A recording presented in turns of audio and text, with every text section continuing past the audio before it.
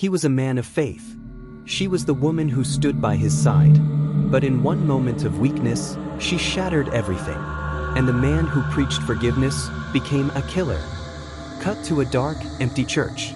The camera slowly zooms in on a solitary figure kneeling before the altar. The sound of heavy breathing echoes in the silence, the weight of a life destroyed. The camera cuts to a bloodied hand gripping a letter, trembling. His face, tormented, broken, fights back the tears of someone who has lost everything. And standing behind him, the man he once called brother, now lifeless at his feet. How do you survive when the only two people you loved betray you? And how do you live with the consequences of a sin you never saw coming? The church bell tolls once, then again. A solemn rhythm. Inside the church, sunlight pours through the stained glass windows, casting colorful patches of light across the pews. The congregation sits in rapt attention as Pastor Samuel Knight stands at the pulpit, a man of power and authority. His voice is strong and unwavering, commanding respect.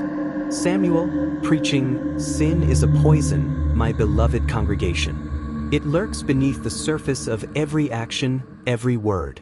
It waits for the moment of weakness, when we falter, when we stray from his path. But fear not, for his grace is greater than our sin. If we but seek him, truly repent, he will heal us. Anna sits in the pews. She looks beautiful, with soft curls framing her face. Her eyes, however, are lost. Her gaze drifts not on Samuel's words, but toward the young families in the congregation. Her hand rests on her lap, fingers absently tugging at the edge of her lace gloves. A subtle tension fills the air around her. The camera zooms in on her hands, nervous and still, yet betraying a restlessness that Samuel can't see. As Samuel's voice rises in fervor, his wife remains entranced by a different kind of longing. Longing for something not fulfilled by duty, by routine, or by his distant love. Samuel Knight. Samuel's life is built on the facade of righteousness.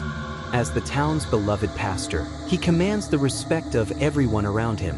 He believes that his life is an example of divine order, his role in the church, his marriage to Anna, his reputation as a man of God. But the truth is, Samuel is deeply lonely. The expectations placed on him weigh him down. He is so wrapped in his faith and image that he forgets how to be truly present with his wife. His love for her has become a cold duty, an obligation rather than a passion. Anna Knight. Anna feels invisible in her marriage. She married Samuel because it was expected, because she admired his faith, and because she thought it would provide security. However, she has always craved intimacy, tenderness, qualities she thought she would find in Samuel, but never truly did. Over time, she became isolated in her own home, yearning for connection, understanding, and love. Her affair with James is not just about physical desire but the emotional intimacy she's been denied. She's ashamed but also helpless, caught in a trap of her own making. James Knight. James is the younger brother, the free spirit who never followed the same path of responsibility. He enjoys the pleasures of life, drinking, talking, and charming the women of the town. But there's an underlying sadness to him as well, a sense that he'll never live up to the image of his older brother. He's been compared to Samuel his whole life, and while he resents it, he never seems to escape the shadow of the man he could never be. James sees Anna not just as an escape but as an opportunity for something deeper, something he can't have with anyone else. The scene opens one evening after dinner. Samuel is out for his weekly Bible study with the congregation, leaving Anna and James alone in the house. The night is warm, and the faint sound of crickets fills the air. Anna is seated at the kitchen table, peeling vegetables. James is standing by the window, watching the sunset. He turns and notices her. There is a softness in her eyes that seems so unfamiliar, so far removed from the woman he's always known. James, casually, "You know, I've never seen you this quiet. What's going on, Anna? You're not one to let silence hang in the air like this." Anna looks up, startled, as if she hadn't noticed the growing distance between them. She smiles faintly, setting down the knife. "I don't know, James. Maybe I'm just tired of the same thing. Every day, it feels like I'm stuck in this loop, like I'm living for others and not for myself." James walks over to her, taking a seat at the table. He notices the sadness in her eyes and something in him softens. The tension between them lingers for a moment before he speaks again, his voice lower now, more sincere. I get it. You're a prisoner in this little world, aren't you? Samuel doesn't see you anymore, does he? Too wrapped up in his duties to even look at you. Anna flinches, the words cutting through her defenses. She can't deny the truth in what James is saying, but she doesn't want to admit it out loud. She shifts uncomfortably. Anna, whispering, I don't know if I can do this anymore. I don't know if I can keep pretending that everything is fine. James reaches across the table, touching her hand. His touch lingers, an unexpected gesture that sends a shiver through Anna's spine. It's not just the physical touch, it's the emotional vulnerability in his eyes that calls to her. James, softly, you don't have to pretend with me, Anna. Anna looks up at him, her heart pounding. In that moment, everything else fades. The years of silence, the distance between them, the heartache, all of it collapses into the single truth that has been waiting to be acknowledged. She leans in, her lips brushing against his in a tentative kiss. Weeks later, the affair has become a routine, a stolen escape from the world. Every glance, every touch, every kiss feels like a rebellion against the life Anna has been forced to live. But with each encounter, the guilt festers. She is torn between her love for her husband and the fiery connection she shares with James. One night, Samuel comes home unexpectedly. The door creaks as he enters the house. He's quiet as if something is off. He doesn't hear them at first. Anna and James are in the living room, talking softly. The scene slows as Samuel walks through the hallway, the door to the living room now in sight. He freezes when he hears the sound of Anna laughing, soft, genuine laughter. The kind of laugh she hasn't given him in years. His pulse quickens. He steps forward, pushing the door open just slightly. There they are, sitting too close, the intimacy between them unmistakable. Anna's smile falters as she sees Samuel's face, pale and shocked. James stands quickly, a moment of awkward tension filling the air. Samuel, voice shaking. What is this? Anna, what have you done? Anna stands, trembling, guilt flooding her chest. Her heart breaks as she sees the devastation in Samuel's eyes. She opens her mouth to speak, but nothing comes out. James, stepping in, defensive. It's not what you think, Samuel. It's not. Samuel, cutting him off. Don't you dare justify this. You're my brother. You were supposed to be my blood. The confrontation erupts into chaos, with Samuel demanding answers, his voice growing louder, sharper. Anna, paralyzed with guilt and fear, tries to speak but falters under the weight of her own lies. The tension in the room is unbearable. Samuel stands, his face red with fury, while Anna and James exchange guilt-ridden, horrified glances. The air is thick with the weight of what has just been revealed. Samuel, shaking with rage. You think you can just do this behind my back? My wife, my own flesh and blood, betraying me with him. His voice cracks, the pain evident in his words. His fists clench at his sides, his entire body trembling with the desire to lash out. He takes a step toward James, eyes blazing with a mixture of fury and heartbreak. Anna, stepping forward, her voice desperate. Samuel, please, listen to me. This was a mistake. Samuel, cutting her off, voice low and dangerous. A mistake? You slept with my brother, Anna. This isn't a mistake. This is betrayal. This is... He pauses, looking at James, the truth hitting him like a hammer. His younger brother, the man he trusted, has crossed an irreversible line. Samuel, glaring at James. You were always jealous of me, weren't you? Always trying to take what I had. But you never once thought about the consequences, did you? James stands still, his face a mixture of guilt and anger. He's about to speak, but his voice catches in his throat. The weight of what has happened is starting to sink in. His desire for Anna, his escape from his own emptiness, has led to something he cannot undo. James, quietly. I didn't want this to happen. I never wanted to hurt you, Samuel. Samuel, mockingly. Of course not. You just wanted my wife. Wanted everything I had, didn't you? Anna's face crumples, her guilt overwhelming her. She turns to Samuel, her hands shaking as she tries to approach him. Anna, pleading. Please, Samuel, I didn't plan for this. It just happened. You were never there for me. I never felt like you saw me anymore. Samuel, staring at her, voice cold. And you think this makes it right? You slept with him, Anna. And now I don't even know who you are anymore. There's a long silence. The weight of the words sinks in. The atmosphere is thick with despair. Samuel, still seething with rage, finally turns to leave. He knows that this confrontation is just the beginning. Everything is falling apart. Samuel storms out of the house, retreating into the darkening streets. The moon is barely visible, and the town seems eerily quiet. He walks without purpose, his mind racing. His emotions are a whirlwind: anger, betrayal, confusion, guilt, all swirling together. Samuel walks to the riverbank, where he and James used to fish when they were younger. He sits on a log, his face in his hands, trying to process the magnitude of what has happened. Samuel, voiceover. How did I get here? How did my world fall apart so completely? I preached about sin. I told my congregation about the dangers of temptation, of giving in to the desires of the flesh. And yet I couldn't see the sin creeping into my own life. I didn't see it in her. I didn't see it in James. His fingers dig into the earth as he grapples with the overwhelming sense of loss. His faith, once so steadfast, now feels like a distant memory. His entire life, everything he thought he stood for, is now called into question. He struggles to breathe, as if the weight of the world is on his chest. Samuel, whispering to himself, I was supposed to protect her. I was supposed to lead her, guide her. And now, I've lost her. I've lost everything. As the river flows quietly beside him, Samuel begins to hear the familiar sound of footsteps behind him.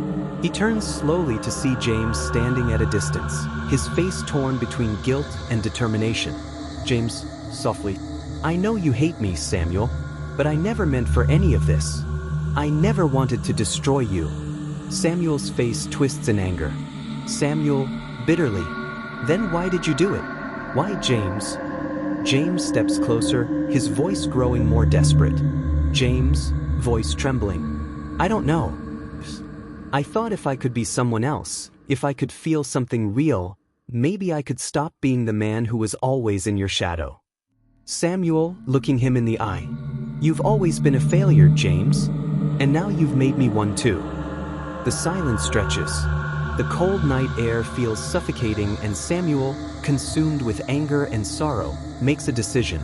He stands, his movements tense. Samuel, quietly, you'll pay for this. Both of you. You took my wife. You took my brotherhood. And you'll never understand the cost of that. Never. With that, Samuel turns away, leaving James standing in the darkness, the weight of his actions finally sinking in. Days pass. The community whispers, and the church feels the weight of the scandal. Samuel, once revered as a leader of faith, now walks the streets like a shadow of the man he once was. Anna stays locked in her room, unable to face the town or her husband. She knows that what she has done is unforgivable. One evening, Samuel comes to the church to speak to his congregation. He steps into the pulpit, his body stiff, his eyes empty. The congregation watches in silence, unsure of what will happen next. Samuel, voice cracking. I've spent my life teaching you all to be righteous, to follow the Lord, to seek forgiveness. But how can I ask you to follow a man who has failed at his own faith? How can I stand before you and claim to have the answers when I am lost myself? He pauses, breathing heavily as if the words are too much to bear. Samuel, softly, I have sinned, and there is no redemption for a man like me. The congregation stirs, whispers starting to fill the room. Samuel's face is filled with anguish, but he knows there is no turning back. He has to face the consequences of his actions. His reputation is destroyed, his marriage is shattered, and the trust he once had in his brother and wife is gone. Samuel, looking at the congregation, I will leave this place, I will leave this life. The man who once stood here no longer exists. I ask for your forgiveness, but I know it will not come. I ask for your prayers, but I do not deserve them. He leaves the pulpit, his steps heavy. The congregation watches, the weight of his words settling over them. Later, at home, Anna stands in front of the mirror. Her face is pale, her eyes red from crying. She looks at herself, trying to understand how it all went so wrong. Anna face over. What have I done? I broke the one thing that mattered. I destroyed everything. My love for Samuel, the life we built, it's all gone now. And what do I have in its place? A moment of passion, a moment of escape, and now, nothing. She takes a deep breath, as if preparing herself for what's to come. She knows she will have to live with this guilt forever, knowing that her choices led to a chain of events that changed everything. Months later, Samuel is a changed man. He walks away from the church, from his former life. He seeks redemption in solitude, wandering through the wilderness of his own soul. His faith, once so unwavering, now feels like a distant memory. But the question remains, can a man who has fallen so far ever rise again? Anna stands at the window of their home, staring out at the fading light of day. The town feels far away, and yet, she knows it's always watching.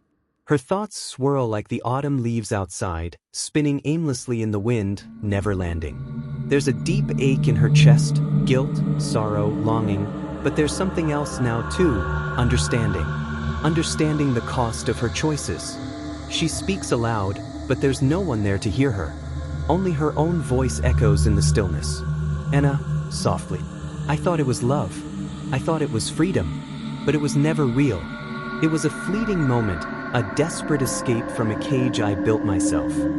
She closes her eyes, taking a shaky breath. The weight of what she's done presses down on her, but she realizes something now. Her affair was never about James, or even Samuel. It was about her fear. Fear of being lost, fear of being unseen. And in trying to escape, she lost herself entirely. She walks toward their bedroom, where Samuel used to sit at his desk, writing his sermons. The room is still, untouched, like everything else in their life now. She runs her fingers across the wooden desk, remembering the man he once was, proud, confident, full of conviction. Anna, whispering, Samuel, I can't undo the damage. I can't change the past, but I can change what comes next. I can't fix what was broken between us, but I can try to live with the truth, and try to be someone I can live with. She walks to the drawer, takes out the letter she wrote to Samuel weeks ago but never sent, the letter filled with her apologies, her heartbreak, and her plea for forgiveness. She folds it neatly, the weight of her words heavy in her hands. She will not send it. She knows he doesn't want to hear her excuses anymore. It's too late for that. Anna, face over. I can't fix it, but maybe, just maybe, I can stop breaking myself. The screen cuts to Samuel, walking down a dirt path that cuts through a vast open field. The land stretches out endlessly, and there is something almost biblical about the vast emptiness around him. Samuel's footsteps are slow, deliberate. He no longer carries the weight of his former life, but instead he carries the weight of his sins. His clothes are simple now, not the expensive pastor's garb, but humble attire, suitable for a man who no longer seeks to be anyone's leader. He walks to the edge of a cliff, looking out over the vast landscape that mirrors his internal isolation. A wind blows gently, and he feels it as if it's brushing away the last of his pretensions. Samuel, face over. I thought I could save others. I thought I was saving myself. But all I've done is destroy everything around me. And I've destroyed myself in the process. He takes a deep breath, letting the wind fill his lungs. It's the first breath he's taken in a long time that isn't weighed down by guilt or rage. He sits down at the edge of the cliff, staring at the horizon. Samuel, whispering to himself, I've lost everything. My wife, my brother, my faith. But maybe losing it all was the only way to find myself again. His eyes close, and for the first time in what feels like forever, he allows himself to feel grief, guilt, sorrow, but also a quiet acceptance. This is the cost of his arrogance. This is the price of living in self-righteousness. But now, without the trappings of his former life, he is finally free to confront his brokenness. And perhaps, in that brokenness, he can begin to heal. The camera slowly pans across the empty church. The once bustling space feels abandoned, haunted by its own history. The pews are empty. The altar is bare. The windows cast shadows on the walls, and the echoes of past sermons seem to hang in the air. Samuel walks in, his footsteps echoing louder than they should. He stands in the center of the church, looking around. There was a time when this space was everything to him, where his words were power and his sermons guided the lost. Now, the emptiness feels suffocating. Samuel, whispering to the empty space, "I thought I was chosen. I thought my voice was a vessel for him. But I was wrong." He falls to his knees, not in a show of strength, but in pure surrender. The man who once led his congregation now kneels in defeat, not asking for forgiveness but for understanding, for peace. His shoulders tremble with the weight of his sins, and tears, long repressed, finally fall. Samuel face over. "I have hurt everyone I loved. I've hurt myself, and I know I don't deserve forgiveness. But I can't walk away from the man I used to be. I can't escape the truth of who I am." He stands, his movements slow, as if feeling the gravity of the moment. "Samuel," softly, "but I can leave this place. I can leave this identity behind. It's time to stop pretending, to stop hiding from the man I've become." He walks out of the church for the last time, closing the door behind him. The sound of the door shutting feels final, like the closing of a chapter that cannot be rewritten. Days later, Anna walks into the same church, her steps hesitant. The emptiness is still there. But this time, it's different. She's different. She stands before the altar, staring at the empty space where Samuel once preached. Her eyes brim with tears, but there's no longer despair in them, only the quiet sorrow of knowing she's lost everything, but not everything is lost. She can still rebuild. She can still heal. Anna face over. "I may never find peace with Samuel, but maybe I can find peace with myself. I've spent so long running, hiding behind the walls I built. But now, I know I have to face myself. And maybe, just maybe, I'll learn to forgive myself." She sits on a pew, looking up at the empty pulpit. The silence is deafening, but it's also a new beginning. A beginning she must walk alone. The final scenes show the town, still the same, yet subtly changed. People walk through the streets, heads held high, but the echoes of the scandal still hang in the air, unspoken. Life moves on as it always does, but the shadow of Samuel and Anna's fall lingers. In the distance, Samuel is seen walking through the fields, his back to the town. He's a man transformed, not by redemption, but by the realization that sometimes, in losing everything, you find the raw truth of who you are. The journey ahead is long, and he knows he's not whole yet. But for the first time in years, he's free.